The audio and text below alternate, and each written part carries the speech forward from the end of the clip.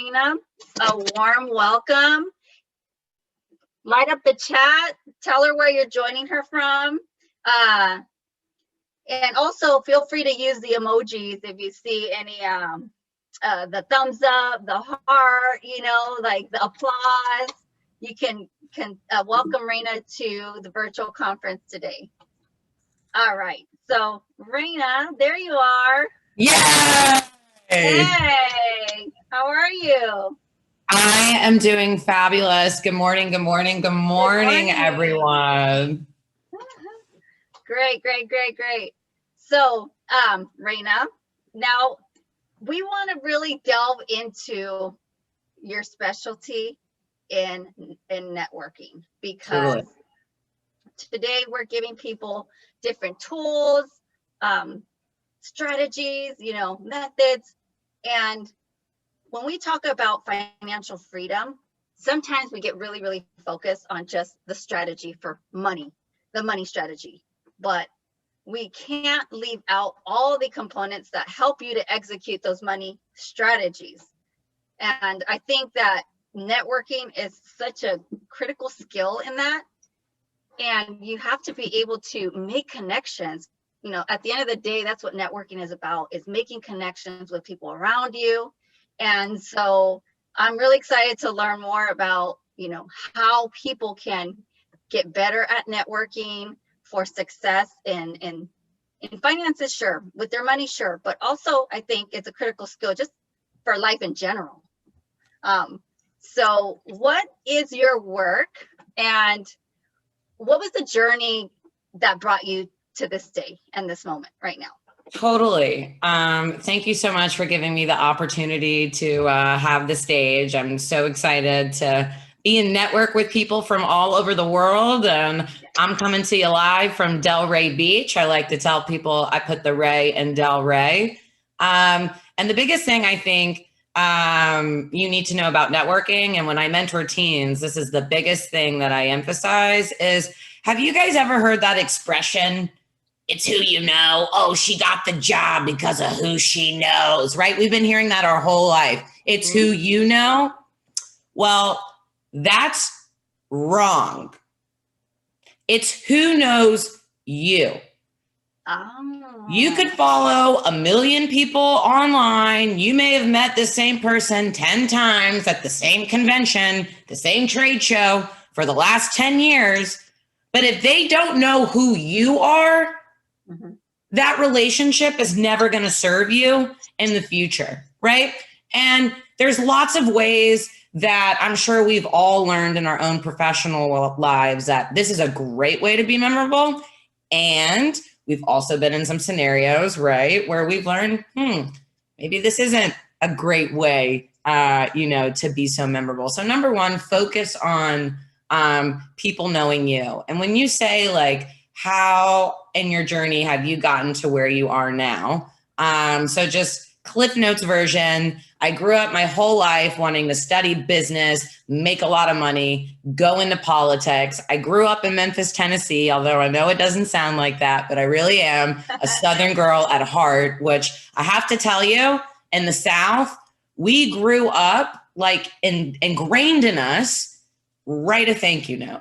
If you get invited to somebody's house for dinner, write a thank you note. If somebody gives you a present, write a note. I'm Jewish. My mother did not let me have one single one of my bat mitzvah presents until I wrote a thank you note. And just side note, on my Kickstarter, when I'm sending out all my books next week, all my stationery I have left over from my bat mitzvah, I will be personally writing each person a note.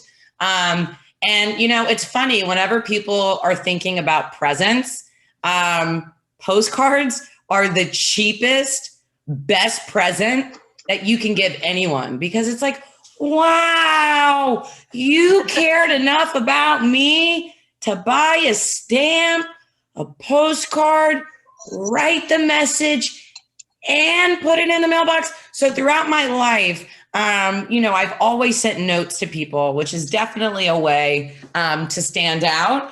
And, you know, for me, because I work with a lot of kids, a lot of, you know, the professionals that I work with, I love sending their children postcards because number one, usually their kids have never gotten mail before. And to be that one, right, to give them the first postcard, they're always going to remember who you are, right? So growing up, I always knew I wanted to like be in politics one day. And when I was 18, they say that life starts at the edge of your comfort zone. And when I was 18, I got really uncomfortable. I went to Israel for a year. I was in the army. I was doing archaeological digging. I really found myself as a woman and had the most like transformational year of my life. But then when I moved to Boca Raton for college, which you have to understand, Boca Raton has more Jews in one city than the entire state of Tennessee, which is where I grew up. My grandparents were Holocaust survivors, and I didn't expect in college to be bullied and to experience racism. So it was through overcoming those challenges that I found my passion for educating others. When I graduated with the business degree in 2015, my passion became my career. Where in the nonprofit world for 4 years, I was mentoring students online. I was presenting in schools. This used to drive my old boss crazy, but never show up empty-handed. In fact, when you're an entrepreneur, you have a lot of side hustles. Shout out to my mentor, Pam. She never comes to a meeting empty-handed. And what I was saying about my old boss, what used to drive her crazy is my name is Rayna Rose. If you can't tell by the dresses, I love roses. So what did my thing used to be? I can't bake, I can't draw, right? But I can spend a couple bucks on some roses. And I used to bring some of my clients that I would work with, teachers, administrators, principals, women who worked in the office, I would bring them roses. And it used to drive my boss crazy because like, why are we spending $9 that we don't need to spend? Why are we spending this? But imagine how good it made me feel when one time I walked into a school, I gave a woman a bouquet of roses and she started bawling. She said, my husband died a year ago. And ever since my husband died, nobody's given me flowers. So don't you dare ever underestimate the difference that you can make just by being a nice person. And one more story I want to share before we get to the next question is, we're talking about financial freedom and independence. And like, if we were to like go in a time machine and be on this date last year, I was not making very much money at all. In fact, the only money that I was making at that point was like going into liquor stores and like selling beer and alcohol, which at the time I thought was really silly. Like, why am I doing this for $20, right? But now that I'm selling a book, to have a book to go into the stores and selling liquor taught me how to close in my business, right? So don't underestimate the value that an experience will have on your future. Like when COVID first started, I didn't know what to do. So I started, and I couldn't go in the liquor store anymore. So I started selling free books on eBay that I would source. And again, I felt like so dumb. Why am I doing this? I'm making 25 cents. I'm making $2. But next week, I'm about to ship out 1,000 books. So all of a sudden, all that practice from the eBay makes sense. And the story that I wanted to share was, this time last year, I felt like a loser because I wasn't making money. I left this job where I was very successful. I was the top person in the department to sitting alone on my couch with my cat, not traveling anywhere. And, what I've learned getting more involved with professional work is we call it imposter syndrome. I'm like, who do you think you are that you could leave this job and go and do something else and start on top? And, there were some days where I literally just said, Rayna, you just need to get out of bed and put yourself somewhere. So when it comes to networking, if you don't know yet what you're doing in your business or where you're going to put your clients, we know where we should be and we know where we shouldn't be, right? So a story that I'd like to share is, my mentor, Pam, who I'm in love with. She's this 51-year-old lawyer who is incredible. I secretly think Legally Blonde was written from her persona. That's Legally Pam. And last November, I remember two of my Holocaust survivor friends, I took them to this event because I had nothing else going on, and I'm like, let me just put myself in a place to A, be needed, right? Because it makes me feel good to drive them somewhere, even if I'm not making any money. And then B, all night, everybody's looking at my shoes and they're like, hey, do you know Pam? You need to know Pam. And later in the night, I compliment my mentor on her shoes. She goes, hi, I'm Pam. Who are you? And here we are a year later. And had I not gone to that event, we wouldn't be where we are. And that same Holocaust survivor, I spoke to her, a couple days on the phone, and I'm not going to lie, throughout COVID, she sounded kind of sad and down, but she just had a great granddaughter. And the last time I called her, she was so happy and had so much joy on the phone. I started crying. I started smiling. I said, Genya, I don't remember the last time I heard this much joy in your voice. And I said, Genya, I just want you to know that this time last year, I wasn't making money and I was really, really sad and depressed. And I just want you to know that obviously I appreciate you for, going to events and meeting people, but more than that, you really brought me so much light on my darkest days. So the other thing with networking is like, just because someone might be 95 or someone might be 51 or someone might be 15, doesn't mean that they can't bring value or a different perspective or support or skills to what you're doing. But if you don't make that first hello, you have absolutely no idea what you're missing out on. That's fantastic. You dropped a lot of golden nuggets there. So I wanted to, because you talked about postcards, and then you talked about roses. And so you talked about all these great conversations, and then now having relationships with these people because you sparked that conversation. Even the comment of, hey, I like your shoes, like really led somewhere. Exactly. So what I would like to ask you then, how would you define networking?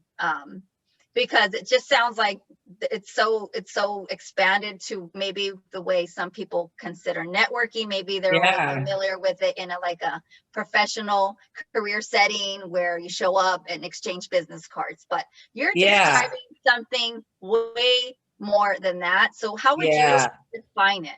That's an excellent question. Like, business cards are great, but that's not networking. And I can give you all kinds of tips and tricks for really maximizing the business card. But at the heart of it, networking is connection. Connection is the most beautiful gift you can give anybody, whether that's a connection in business, whether that's a connection of, oh my God, you guys really get along and you should be friends, or, connection in dating, right? Connection is something that you can't pay for. And it's like when you make the right connection, the puzzle pieces just fit, right? And my whole life, I can always say, I've been very, very passionate about connecting people for anything that I can, right? So I would say for me personally, at the heart of it, networking is when I meet somebody, who do I know that can support you? Whether that's in your business, that's in your friend life, your emotional well-being. And the truth is, sometimes people are kind of most people are very receptive of it. Sometimes some people are kind of oh yeah, right. You're going to connect me to this person. You're going to connect me to this person. But, if you really vibe with the other person, and that's another thing I've learned is just because you know somebody doesn't mean that you have to connect them to somebody, right? If somebody is hey, I want to meet your friend, blah, blah, blah, blah, blah, but that guy is a total jerk who doesn't pay his workers, that's now a reflection of you, right? So sometimes we get guilted into well, well, it's no, I might know them, but I'm not introducing you to them. And that's another thing you have to keep in mind too. Recently, I was connected to someone really, really important. And for the last year and a half, I knew somebody who knew this guy, I thought, pretty well. But this guy's kind of a jerk. That's how everybody sees this guy. Everybody thinks this guy's a total jerk, right? And he's such a jerk for a year and a half. He didn't introduce me to this big guy who he knows I want to meet, right? And long story short, through my own DMing, I DM'd the big guy. We start a conversation. And I happened to message a mentor of mine who lives where this big VIP lives. And long story short, my mentor I'm like, you're never going to believe da, da, da, da, da, da, da. And he says to me, well, you're never going to believe who was his camp counselor when he was a teenager. So now all of a sudden I'm like, wow, think about it. Do you want to be introduced to somebody super important from somebody who's known for being a jerk? Or do you want to be introduced to that person from somebody who like is loved and celebrated and appreciated? So don't get so desperate in your networking attempts that you'll let somebody who doesn't represent you introduce you, because you are who you hang out with, right? So that's a huge part that people miss out on. And now in COVID, don't ever underestimate the power of a DM or an email. Like, I just published this children's book. I emailed Dolly Parton's foundation every single day until I got a response. It took me like, I think 10 emails. Did I get what I want? No, but I got to meet the head of her foundation in America. And that's how a lot of things too work out with networking. Like, I remember when I first went out on my own, speaking was going to be my business. I was like, I'm such an amazing speaker. People are going to pay me to speak everywhere. Now that's like the smallest part of my business. And like, it's funny that like that was the be all. But it wasn't until COVID hit that I realized, like, dude, you gotta like do other things. But I'll never forget, in November, I felt so good because I went into this meeting at this like super, super expensive medical facility. And they were like, hey, we want you to come in. We want you to talk about Holocaust stuff. And I thought it was a sure engagement. I met with them twice. And then we didn't do the thing. And at the time, I was like, I'm such a failure. I'm like, why did I waste my time? This is stupid. But one of the women who was at that meeting, I friended her on LinkedIn. And then 8 months later during COVID, when I launched a virtual group mentorship program for $500 a teen, teens aren't paying for it. Parents are paying for it, right? Where do I find the parents? They're in Facebook groups, which we can talk about that too. They're also on LinkedIn. This woman who I met one time was the first mom to sign up both of her kids for my program. So the thing with networking is you're going to walk into meetings where you think something's going to happen, and guess what? It's not. Things are not going to work out, but if you maintain those relationships, you have absolutely no idea what will manifest. Like, and another big thing too I've learned about networking is share other people's stuff. Okay. First of all, I've always done this. If I see anything interesting online, I always share it because I'm like, oh, this is great. People who follow me will also think this is great, right? Well, if there's somebody you want to meet, share their posts, comment on their posts. They will notice you. And then sometimes what you want to work with them for, like there was this woman in Los Angeles, I wanted to like speak for her. But when I came out with my book, after liking all her stuff for a year and a half, she's like, hey, I want you to be a special guest at my event. And by the way, I want to do like a special event around your book. So don't lock yourself into one thing. We are multifaceted human beings. And sometimes what we think people love about us or what people like the most about us, we're wrong.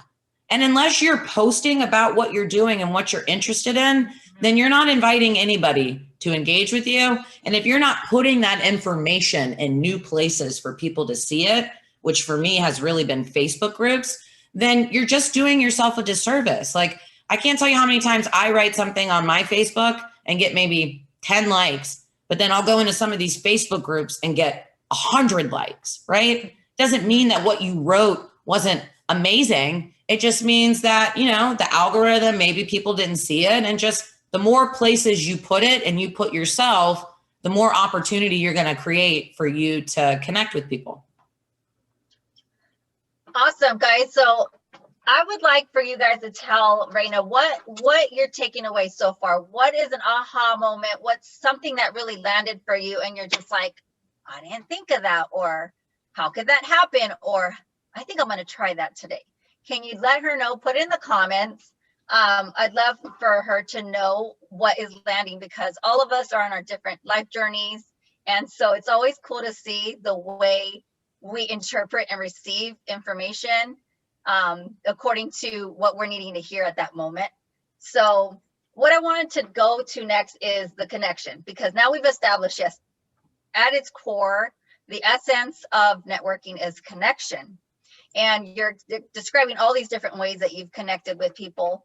And a lot of it sounds like you are making that first kind of like interaction, whether it was like a DM, like you were saying, whether it was like a conversation or a gift. So what would be the tip that you would give people? Because I know some of my introverts out here, they're thinking, that sounds really like social, like I really have to put myself out there. And maybe, you know, for some people that's not very natural and it's not an easy thing for them to do. So what would be your tip for your introverted friends out here that really do want to take networking to the next level, the way you're describing it, Rayna, and they want to put some of these tips and they just like need to have a tip to help them to overcome maybe that barrier of shyness or what have you? That's a great question. Just so you know, thanks, Sean. I appreciate that. That's awesome for your comment. Oh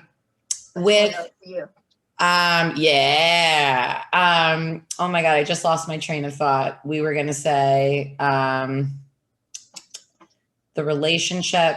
Can you repeat the question one more time? I just lost my train of thought. Oh no, it's just like for your introverted friends, they really believe what you're saying, and they're like, "Yes, I want to try that," but I don't know how to do it. So number one, exactly. So number one, we choose how to show up. Okay. If you want to try to be extroverted in a situation, doesn't work out, that's okay. No one's going to know, you know, about that one situation. But number one, we choose how to show up. That means not just like when you're at a business event, but like when I walk into my grocery store, everyone who works there is excited, because even on the days that I feel like crap, I show up there and I'm happy and I'm laughing. And that's also why the fish store is in my book, because on the days that I was sad, I still showed up happy and they made me feel like I was amazing and I was special, right? So I would say, like, number one, you know, a lot of my friends, they love to call me and they're like, "You're never going to believe I had such a Rayna moment today." So you can practice with your Uber driver. You can practice with like the person at Starbucks, right? You can work up to like the more serious situation. But I think the biggest tip that I can give you guys is ask questions and shut up and listen. How many times have you had a conversation with somebody and you're speaking and then they ask you something and you're like, "Where were you? I just answered that," right? They weren't listening. So number one, every single person in this entire universe has something super, super interesting to tell you. But it's up to you as a leader to think, what should I ask this person, right? So my favorite question to ask anyone and everyone is, why were you named your name? Because this is a way that you can get really deep with someone really fast without it being weird. A lot of people actually don't know why they were named their name. So it's also a really good excuse, you know, for follow-up. And the reason that I say listen is when you listen to somebody else and this was something I had to learn this year. There's a difference between listening to respond to what somebody says versus listening to reply. Now, I'm 28 years old. I used to spend most of my life listening to reply. Like, "Oh, he's talking about MBA. What do I know about MBA? Let me just throw in my fact about the MBA here." That's listening to reply. That's not listening to respond. Listening to respond is, I'm not thinking about what I'm saying next because I'm 100% focused on what you're saying. And what I'll tell you is really cool. When you start listening to respond, you get so into the conversation that the other person will usually say what it is you're about to say. Have you ever been in those situations where you're jiving and the other person says something, you're like, "I was about to say that." So that's when you're actually being an active listener. So number one, ask questions that you actually give a shit about what they're going to say. Like, you know, I don't know anything about programming.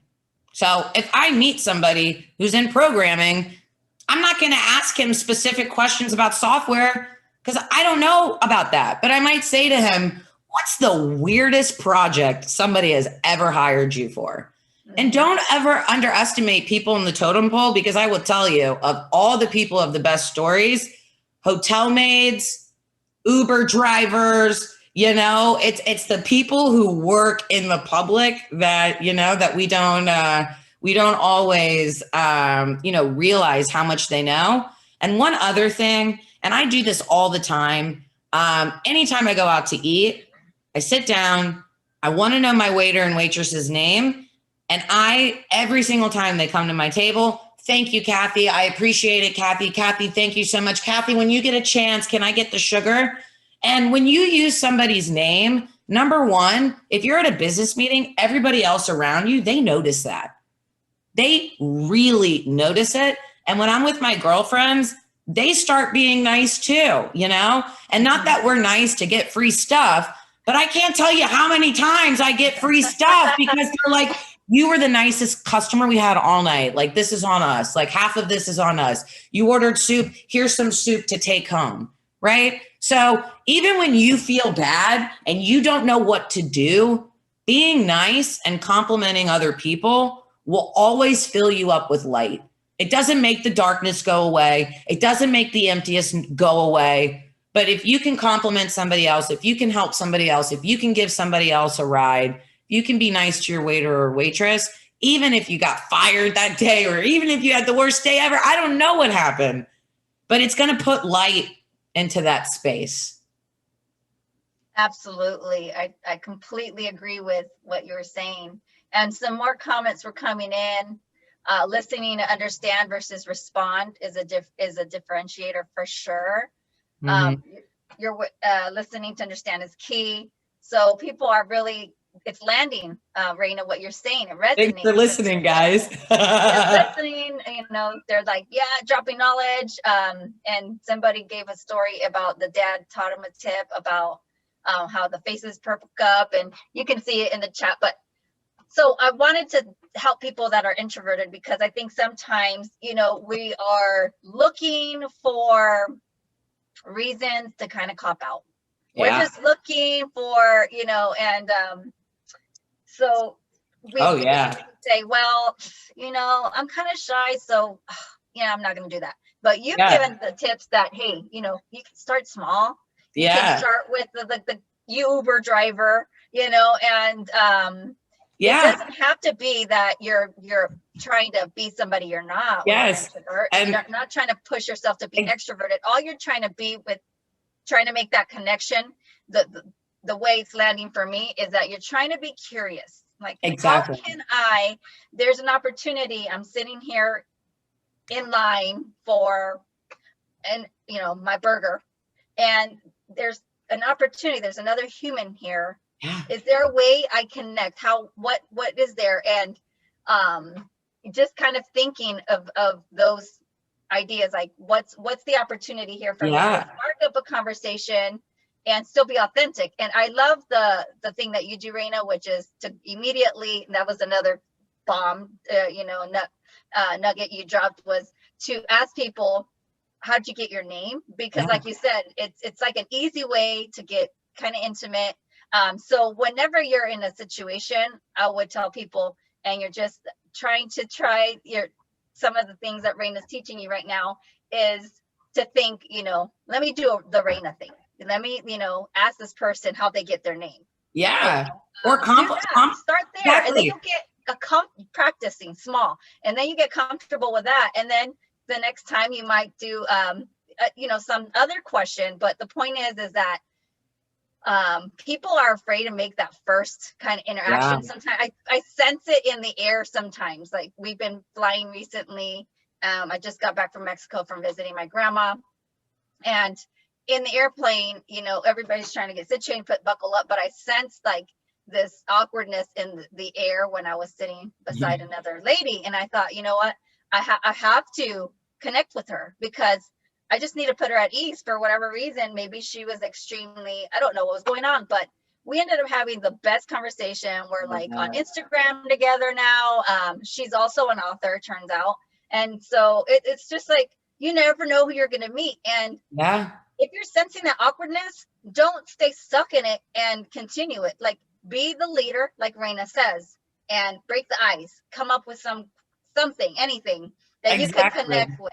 And make that situation better. Yeah. And I think, like, you know, in the situation when you're in Burger King, like, you can compliment the person's shoes. You can say their son is so cute. I publish a children's book. You know, if I see somebody with kids 3 to 7, I'm chatting them up. And then the fifth thing coming out of my mouth is, oh, you know, I published a children's book recently. And it's so funny you bring up airports, because I still have people from 10 years ago I met on airplanes who were like, hey, how are you? Thanks for the job. Like, I remember one time I was flying back to Florida with like 2 like Jewish loaves of bread. And I just met this really amazing couple. I was like, my friend doesn't need 2 loaves. Like, let me give them 1 loaf, you know? And I can't tell you how many people I've met one time in my life who, like you said, we now follow each other on social media. So even though I've physically met them once, over the years, I know everything about their family. And back to the Uber driver, something that really taught me how to practice my listening is, I think this was Oprah Winfrey's question. So I can't take credit for it, but I love to ask Uber drivers after we've chatted it up for a little bit, right? Because you can't just pull this one out like, hi, Rayna. Yeah. What's the most important or hardest lesson you learned in your life, right? So you have to know the timing of like when to ask these things. But I love to ask them that question, and then I bite my tongue and I count to 50. And I don't have to count to 50 as much anymore because I've learned how to be quiet.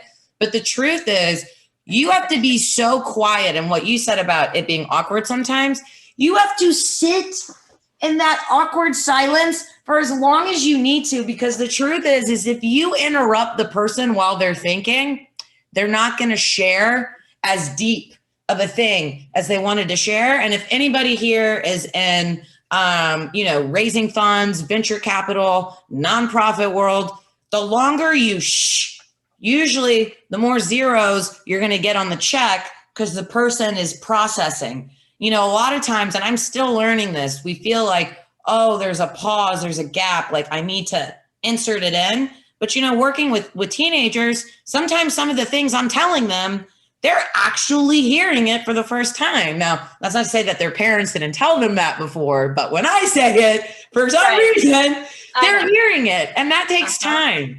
And just a really funny story about the power of saying hello.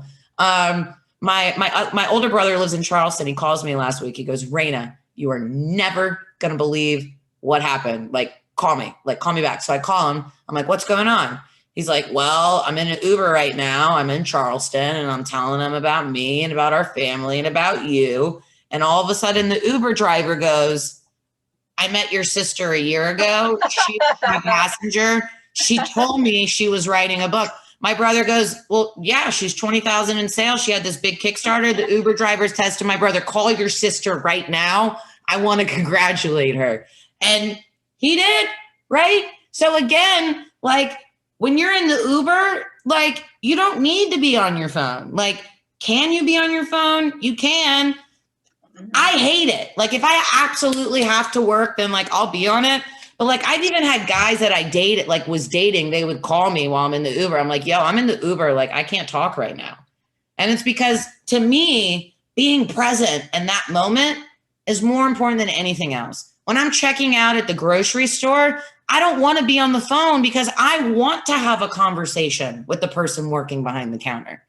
Do you see what I'm saying? So even on the days where I don't feel momentum or like I'm making a big difference, like, I'm probably going to sound like such a nerd, but like this morning when I was, going to go get my makeup done, because you can only have so many talents. I certainly did not do this. When I was going to get lovely. Thank you. When I was going to get my makeup done, I love at red lights. I love playing rock, paper, scissors, shoe with people. And today there was this little girl at the light, and she looked at me like so confused. I said, we rolled out our windows. I said, said, you don't know how to play rock, paper, scissors, shoot? She goes, yeah, I do. I go, well, let's play. And we start playing, and she started talking, and I just drove away. And I thank God this was before my makeup, but I teared up a little bit because, you know, reminding people that they're cool and that they're special and that there's no barriers because of age, or we're in different cars, or I might never see you again. Making every moment count and make other people feel special. I'd have to say there are a lot of things I learned about my dad, but when my dad passed away and there were so many people who came to his funeral, my dad never made $1 million. My dad never drove, you know, a Rolls Royce, but my father always remembered your children's names. He always asked how they were doing, and he genuinely cared about how you were as a person. And in life, that's how you're going to be remembered, is by how you make people feel. And if you want to be excellent at networking and build a path to financial freedom, yeah, it's cool. I know how to mentor people. Yeah, it's cool. I know how to speak. Yeah, it's cool. I know how to fundraise. But unless you are a good person and you treat people with kindness and you keep in touch, you will never be successful. Wow. Isn't that the truth? I love the Uber story though. That was great. That's showing that Rayna practices what she's preaching. And so what I wanted to ask you is about the connection. Okay, so like, besides asking a question, is there like nonverbal ways that we can connect with people just to see if they're open to it? Because I know that when there are situations when you are trying to make a connection with somebody, and there are times that they're not in the mood for that. Yeah. So is there some kind of nonverbal way to test it out and say, like, is this person open? Yeah. Or maybe to ask them or say a comment. Yeah. And do you know what, by the way, I forgot to tell you what the thing I said to the lady flying with me on the plane that day, to just kind of make an initial conversation connection. What did you say? The one thing I said was, that nail polish looks really good on you. Yes. I love your nails. And, Yes. and it was like, there was a tension there before. And as soon as I said that, it was like, everything changed. Like the energy, Yes. her body language, like Yes. it felt like her muscles Yes. released. Like she felt like, oh, this person is not going to be another, you know, just like another jerk that I've been on an airplane before. I could let my guard down. Yeah. And after that, it was over. It was like, Yeah. she was talking and I was Yes. like, wow, that's all. And don't lie. If her purse is ugly, do not tell her it was the nicest purse you've seen all day, because then you're going to spend 20 minutes talking about a purse that you hate, and you're going to have to pretend to be interested. Like, these questions and comments should be things that you actually care about, people. Compliments usually work though. So when I told her her nail polish was really pretty, yeah, it was just like, yes. And then, but let's say you're kind of trying to make that verbal connection, comment, question, whatever it is. Yeah. And you're just kind of, is there a nonverbal way you can get a clue? Like, is this a good time for this person? Totally. So a couple things. Number one, you got to be persistent, right? We've all been there. We're driving on the road. We're in the bathroom. We opened up the email or the text. Our kid dropped something. We're busy. We didn't respond to the message. Just because somebody doesn't respond to your first message doesn't mean that they don't like you or they don't want to talk to you. It just means that they're busy, right? I told you I emailed Dolly Parton's foundation 10 times. There's this one woman a couple of months ago. It was so funny. 2 years ago, when I first quit my job, we were at a wedding together. And I'm like, oh, great. She's going to hire me as a speaker. No, I chased her for a year. Finally, couple months ago, I messaged her being like, hey, like, let's talk. Didn't hear from her. Next day, I messaged her again, like, hey, happy anniversary of our friendship. Still want to connect. No answer. Next day, hey, just following up from my message from the day before. I really want to collaborate with you. No message back. The next day I sent her a heart, and I'd met her before. I sent her a heart. She messaged me back. She said, let's speak this afternoon. Right. So sometimes other people are busy. And you know what? If you annoy somebody, I'm the youngest. I've been annoying people my whole life. You know, if you're coming from a good place and you have a positive reason to connect, sometimes other people have things going on. Don't ever let anybody dimmer your shimmer. right? There are certainly some people who don't laugh at my jokes, but I'm not going to stop telling my jokes just because this one person like didn't think it was so funny.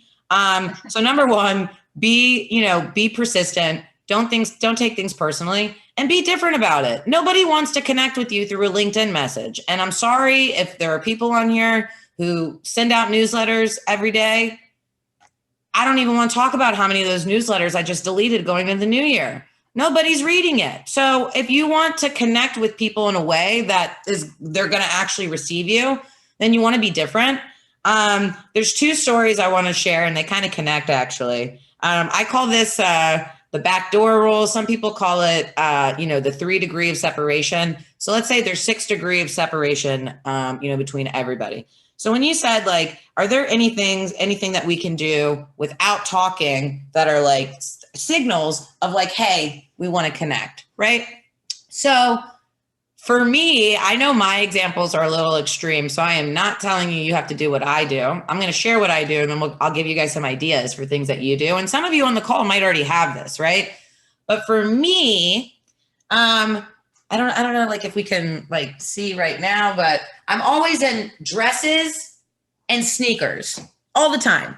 I'll go to a wedding, I'll go on a date, I'll be speaking on stage. I'm in a dress and sneakers. I always have 10 different fingernails. That night that everybody told me I need to meet Pam, my mentor, I was wearing 2 different color shoes. That's my new thing. I like to wear one black shoe and one white shoe. And let me tell you, when I'm in the liquor store selling the beer or selling the rum wearing 2 different color shoes, you know how many people stop by to comment on my 2 different color shoes?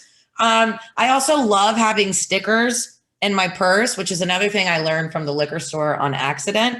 Like if somebody has a kid or somebody says something funny, like literally you can pull a sticker, out of your purse, and like people will appreciate it. And it could be, the special needs adult in Target, or the person who checked you out. Hey, you're a star. I just want to give you a sticker. Being able to create joy and make people smile. And then with the backdoor rule, what I want to share is what I've learned is there is no such thing as someone too high on the totem pole, right? What I always tell the kids that I work with is, listen, if I don't know somebody, I know somebody who knows somebody that like you're looking for. Okay. So I'm not going to say any names. Let's just call her Sue. There's this one speaker named Sue who I love. She's got 2 million followers. She works predominantly with moms. And I know I'm going to be on stage with her one day. Like what she does for moms, I will be that for teenagers. Right. And I love her books, and she gives me all these like tools I've been using for the last 2 years. When we were talking a lot about gratitude in the last session, she gave me some really great tools for that. And so she had this women's conference literally right now, last year, right? And I showed up to this convention the first day wearing 2 different color shoes, and I'm doing my thing. I'm being, I'm being social or whatever. And then after the event, I started following her DJ for all of her live events, who, by the way, commented on my 2 different color shoes. Only saw him for a minute. Not going to lie. I thought he was like a concession man because he was wearing a shirt of the arena, which between all of us, I wasn't overly social because I was like, I'd rather eat. I'm not trying to connect right now with the concession guy. Only to walk in to the arena and realize, holy shit, this is her DJ for all of her events. So I connected him immediately on Instagram. I'm like, yo, 2 different colored shoe girl, blah, blah, blah. And we've been in touch with each other. And before COVID, I had this podcast with Holocaust survivors. So I messaged him and was like, yo, can I pay you to do some audio work? So I paid him, a little bit of money to help me with these 2 projects. And since January, him and I are in touch. He comments on my stuff. He knows I want to meet Sue. He knows I want to be Sue one day. And then on top of that, Sue has a Facebook group with over 100,000 women. And there's a woman who's in charge of all of her community engagement, right? Which I didn't realize this, but the day I wore 2 different shoes to the conference, she was the first person I talked to. She loved my vibe, this and that. I didn't really remember her. That wasn't me being, a powerful networker in that situation, because I should have said, what's your name? Let's follow each other on Instagram, whatever. But when COVID hit, I used to pay people to make videos for me, but when COVID hit, I had no money for that. I was like, you better figure out how to do it, which is funny because we place self-limiting beliefs on ourselves all the time. Now people pay me $150 to make them videos. But anyways, when I started posting videos of myself every day, all of a sudden the head of 𝙬𝙬's community engagement starts watching my videos, commenting on my videos. And it turns out not only is she the head of community engagement, but 15 years ago, she started out her career as 𝙬𝙬's personal assistant. And when I launched my Kickstarter, she was one of the first people to buy my book. She knows I want to meet 𝙬𝙬. So, here I am a year and a half in this journey. Do I know 𝙬𝙬? No, but I know 𝙬𝙬's DJ and I know 𝙬𝙬's former personal assistant. And if you can find people on the totem pole, it doesn't matter where they're at, but as long as they're connected to that person you want to be with, you support them, you give them value. And it goes back to my example at the beginning. Yes, it's great to slide into somebody's DMs, but I'd rather her community engagement be like, 𝙬𝙬, you gotta meet this girl, blah, blah. I would rather be introduced as that than writing a letter being like, 𝙬𝙬, you've changed my whole life, ... Because how many other people are sending her letters like that? Exactly. So, I mean, there's a time and a place for every different way that you can connect with people, right? That would be appropriate, sending the email for certain situations. But of course, when you're trying to get the attention so that you can be known, right? Because it's not who it's who knows you. Right. And it might be the attention of that person. Then you probably need to step up in the way you're going to approach it. Because like you said, she's getting tons of those already. Exactly. So you're going to stand out from the crowd like that. And I think that's a really great thing that you do, because it's like a way that you're making connection with people and actually making them be the first one to engage. So if you're one of those people that worry about, oh, I have to be the one engaged, how am I going to do this? You can do something unique that causes people, like Rayna, I know you do that purposefully, that you wear those two different color shoes because you want somebody to be engaging with you. Yeah. And so that's really, really smart. And I think that's awesome. And it's funny that we're talking about it because, my first children's book, The Girl Who Said Hello to Everyone, it teaches you how to talk to people. But my next book will be The Girl Who Wore Two Different Shoes. And it will be all about teaching you how to create situations so that people talk to you, right? So for some of you guys, it might be wearing a bow tie. For some of the ladies, it might be wearing a certain color or doing your makeup a certain way. And sometimes it might even be your actions, like not even a business setting. Like where I live in South Florida, every hour the bridges go up so boats can go through. I am known for jumping out of my car and dancing at the bridge while the boats go through. And I can't tell you how many times I meet people and then it comes up in conversation. I'm like, yeah, I love doing that. They're like, oh my God. They're like, I've seen you. They're like, you're the girl. I'm like, yeah, I'm the girl. You know what I mean? That's awesome. Girl, if I saw you doing that, I'd be like, don't get hit my car. No. I'd be like, come join me. Come join me. But that's super cool. So we have about 5 minutes left. And I wanted you to just like, a couple things, and on the note of how can people really use this powerful skill of networking? And you guys gotten a lot of ideas of how you can spark that initial connection. Why don't you guys drop it in the comment and tell Rayna, what is the one thing you haven't tried before to make connection and network that you're gonna try to start even today? Let her know, put in the chat. But I wanted you to give people your number one kind of tip to crush 2021. What is that one thing that people can start doing today? And that's super easy for extroverts, introverts. So I would say, and I learned this from a speaker that I love. Wake up every morning, write 5 things that you're grateful for from the 24 hours before. And they have to be specific things that happened. And the reason I bring that up is because I found during COVID, I started writing down my interactions with people, and it was people who I don't immediately know. Like I would write on my gratitude list, like I'm grateful that me and all the people today in the tire place had a good laugh. Like tomorrow I'll write on my gratitude list, like I love that I drove by the little girl and we played, rock, paper, scissors. You got to take everything one day at a time. When COVID started, I think I had like 300 followers on Instagram. Now I'm at 2,000. But when I look through my gratitude journal and see like, I'm so grateful I hit 500. I'm so grateful I hit 1,000. It really gives you the opportunity to really be present, because I heard on a podcast yesterday, like you cannot do the big things without doing the small things, every part of this Kickstarter process, I thought I knew about it. And it's like, no, how do I print adhesive labels? How do I get boxes? How do I do this? And if there's ever something that you're not confident about, just know that you have the internet and you have Facebook groups. And I would say the two biggest things that I would give you for leveraging networking is, number one, there is a Facebook group for every topic you can imagine. I am in every Facebook group, from grief to podcasting, to Holocaust, to moms, to this, to that, because a lot of the things I do have values that are going to resonate with those people.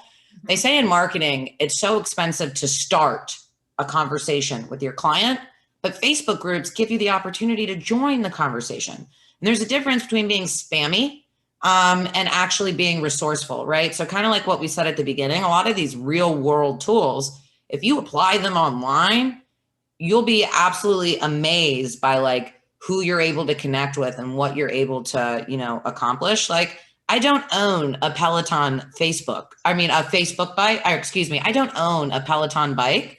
But when one of my friends who I was representing as a speaker early on in my entrepreneurship journey is like, hey, I want to speak at boarding schools. I grew up middle class Memphis, Tennessee. Like, do you think I know where boarding schools are? No. The people who can afford a $3,000 Peloton bike do. And I have a little coffee cup because I'm always sharing stuff in that group that people love, right? So as long as you can always provide value with what you're saying and recognize that, building relationships like is your currency. This was something really big I learned at the beginning of my entrepreneurship journey, was when we were talking about be careful who you have, who you introduce your contacts to. I was working for this guy who totally sucked, but I was like, wow, but I need the $2,000 a month. But take a step back. What's more important? Having your mentor or your friend or your contact for the rest of your life, or losing that because you wanted to make, that quick $2,000 sale. But I really hope my talk inspired you. I'm really excited to offer you all a very special gift.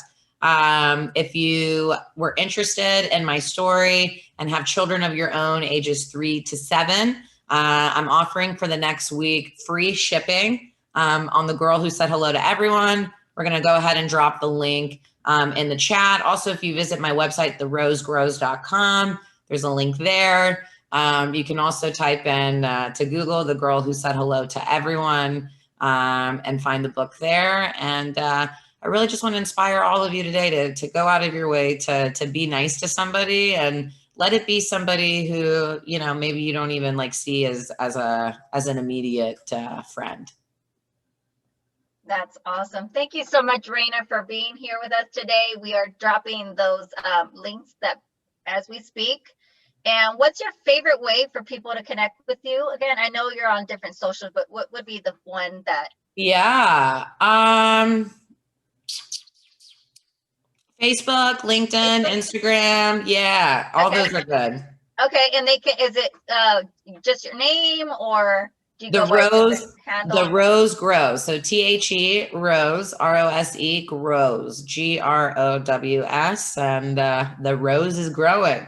Let's grow. Hey, there we go. Thank you so much, Rayna. We really appreciate you. We are definitely going to continue this conversation with you, and people follow her because I'm sure she